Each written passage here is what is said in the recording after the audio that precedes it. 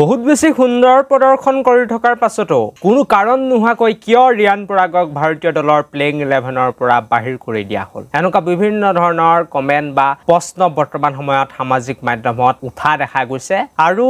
মই এটাই কথা ক'ব বিচাৰিম যে ৰিয়ান পৰাগ হয় পোনপ্ৰথমবাৰৰ বাবে এদিনীয়া ক্ৰিকেটত তেখেতৰ নাম আহিছিল আৰু সকলোৱে জানে যে এদিনীয়া ক্ৰিকেটটো এটা বেলেগ ক্ৰিকেট আৰু টি20 যেটো ফৰমেট হে ফৰমেটটো একেবাৰে বেলেগ হয় আৰু আমাৰ ইণ্ডিয়া টিমত কি হৈছে বহুতো ভাৰতৰ ৰথী মহাৰথী বহি আছে বিৰাট কোহলি হওক ৰোহিত শৰ্মা হওক তাৰ পাছতে KL ৰাহুল হওক তিনিজন প্ৰায় ডাঙৰ ডাঙৰ পেটাৰ তাৰ লগতে আয়াৰ আছে ইপিনে সুমন গিল আছে মুঠতে টপ 5ত কোনো পধ্যে এতিয়া মানে ভাৰতৰ বেলেগ খেলুৱৈ আহি হিলাব নোৱাৰে এনেকুৱা বৰ্তমান সময়ত পৰিস্থিতি হৈ আছে যে গিল হওক বা ৰোহিত শৰ্মা হওক তেওঁলোককটো অতৰাব নোৱাৰে ইণ্ডিয়া টিমৰ কেপ্টেইন ভাইস কেপ্টেইন হয় তাৰ লগতে বিৰাট কোহলিকনো কোনে অতৰাব পাৰিব ৰান মেচিন হয় ইয়াৰ পাছতে নম্বৰ 4ত আয়াৰ ফিক্স তেখেতকো কোনো অতৰাব নোৱাৰে আৰু একেবাৰে অন্তিম যেটো পজিশন নম্বৰ 5 হেতু হৈছে KL ৰাহুলৰ আনকি ঋষভ পন্থ এতিয়া বেঞ্চত বহিবলগীয়া হৈছে ৰিয়ান পৰাগটো কালি পৰখি আহিছে গতিকে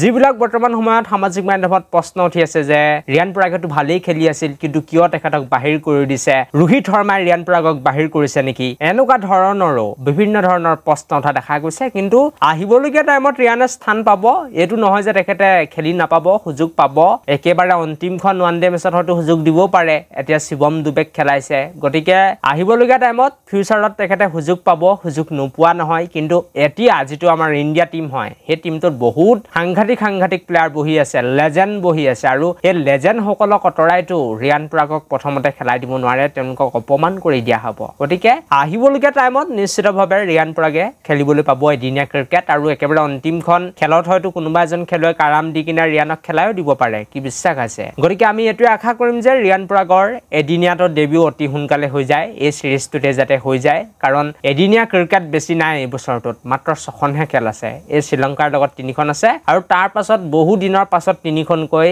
মেচ আছে গতিকে 6খন মেচ আছে চেম্পিয়ন ট্ৰফি 2025ৰ আগতে তাৰ আগতে ৰিয়ান পৰাগে ডেবিউ কৰিলে ভাল হ'ব তেখেতৰ ভৱিষ্যতটো অধিক বেছি সিকিউৰ হ'ব বুলি মই ভাবো আৰু হয়তো চেম্পিয়ন ট্ৰফিটো তেখেতে খেলিবলৈ পাই যাব পাৰে যদি এদিনীয়া ক্ৰিকেটত ডেবিউ কৰিবলৈ ৰিয়ানে সুযোগ পায় কিন্তু প্ৰথমখন মেচত শ্ৰীলংকাৰ বিৰুদ্ধে সুযোগ নাপালে বাৰু খেলিবলৈ প্লেইং 11ত একো নাই আহিবলগীয়া টাইমত সুযোগ পাব আৰু সামাজিক মাধ্যমত মই দেখিছো বিভিন্নজনে বিভিন্ন মন্তব্য কৰিছে ৰোহিত শৰ্মাই ভাল নাপায় কাৰণে ৰিয়ান পৰাগক সুযোগ দিয়া নাই বুলি কিন্তু এটো নহয় যত নেকি 5-6 জন একদম ডাঙৰ সিনিয়ৰ প্লেয়াৰ টিমৰ বহি থাকে সেই কিজন খেলুৱৈ আঁতৰাইটো ৰিয়ানক খেলাব নোৱাৰে এনেকুৱা ধৰণৰ বহুতো কথা আহি যায় আৰু এটা ঋষভ পন্থে বেঞ্চত বহি আছে সিনিয়ৰ প্লেয়াৰ হয় টিমৰ ঋষভ পন্থে বহি আছে গতিকে ৰিয়ান পৰাগটো কালি পৰখি আহিছে তেখেতৰো সময় আহিব ৰিয়ানৰো সময় আহিব ঋষভ পৰো সময় আহিব আৰু ভিডিওটো যদি ভাল পালে এটা লাইক কৰিব লগতে চেনেলটো সাবস্ক্ৰাইব কৰি থৈ যাবলৈ নাপাহৰিব thank you for watching this video